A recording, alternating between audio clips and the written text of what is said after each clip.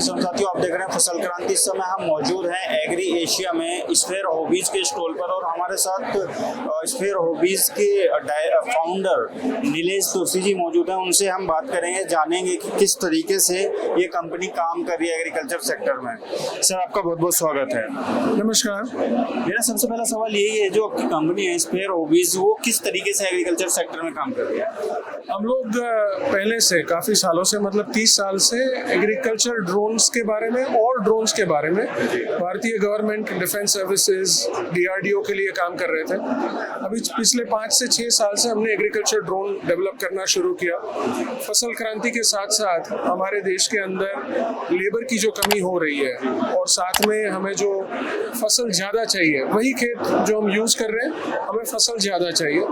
Automisation और drone के उपयोग से हम फसल की क्रांति ला सकते हैं, एक्यूरेसी को बढ़ाते हुए। सो इसीलिए हम लोग ये बिजनेस में हैं और ड्रोन जो फसल में यूज हो सके उसको डेवलप कर रहे हैं। अगर हम बात करें ड्रोन किस किस प्रकार के, मतलब कौन कौन सी वेराइटीज के ड्रोन आपके पास है?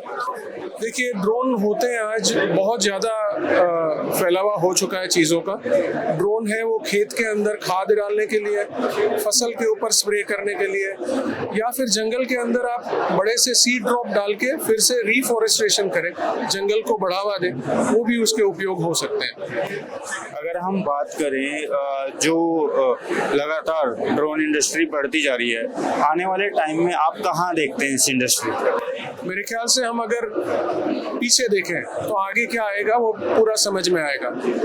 अगर इंडस्ट्री की बात करें तो जो ड्रोन इंडस्ट्री है अपने देश में, वो 1200% बढ़ रही है हर साल। इसका मतलब है कल अगर आपको 1 ड्रोन चाहिए था तो अगले साल में आपको 1200 ड्रोन चाहिए। भारत की कोई भी लेबर या भारत की कोई भी यूथ पावर है, ये डिमांड को कवर करने के लिए सफिशिएंट नहीं है।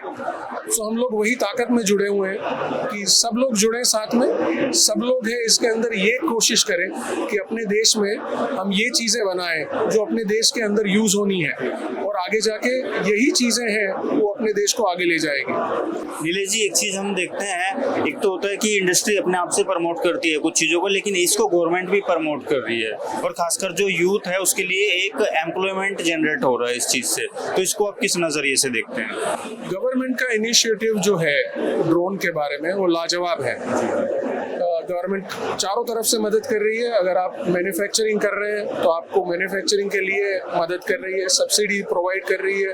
अगर आप सिर्फ एक लेबर हैं तो लेबर को भी सब्सिडी दी जा रही है ताकि उसको ज़्यादा से ज़्यादा काम मिले। मेरे ख्याल से गवर्नमेंट का जो नज़रिया है वो एक तरफा नहीं है, वो अपनी सोसाइटी को पूरी हेल्प मिले और साथ में यूथ को एक नई दिशा मिले, उसकी कोशिश में लगी हुई है। शायद उनके इनिशिएटिव के बाद अभी जो काम है वो हमें करना है, हमें यूथ को आगे बढ़ना है और हमें ये चीज़ के अंदर ज़्यादा से ज़्यादा इंटरेस्ट दिखा के इसको आगे ले जाना है। जैसे कि ये फील्ड है वो अनलिमिटेड एक्सपेंशन है। अगर एग्रीकल्चर की बात करें और डिफेंस की बात करें, उसके अलावा सिविल इंडस्ट्री के अंदर ड्रोन के बहुत ज़्यादा यूज़ है।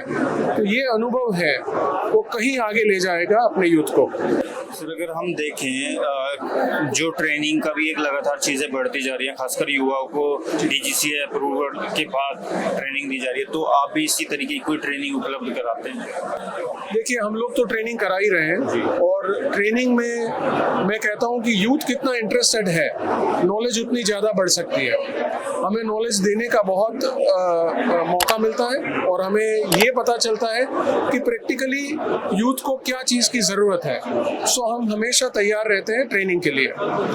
जो किसान साथी और युवा आपको देख रहे हैं, उनको आप क्या कहना चाहेंगे अपनी कंपनी के लिए? छोटे से शब्द हैं, आइए, इंटरेस्ट लीजिए, कोई नुकसान नहीं है, फ़ायदा ही फ़ायदा है। बहुत बहुत शुक्रिया नीलेश जी हमारे साथ जुड़ने के लिए। थे हमारे साथ नीलेश दोशी जी, जिन्होंने बताया कि जो ड्रोन टेक्नोलॉजी लगातार बढ़ती जा रही है और कहीं ना कहीं एक रोजगार के जो अवसर हैं वो इस इंडस्ट्री में बढ़ रहे हैं। इसी तरीके की और भी जानकारी हम आप तक पहुँचाते रहेंगे। देखते रहिए फसल क्रांति। धन्यवाद।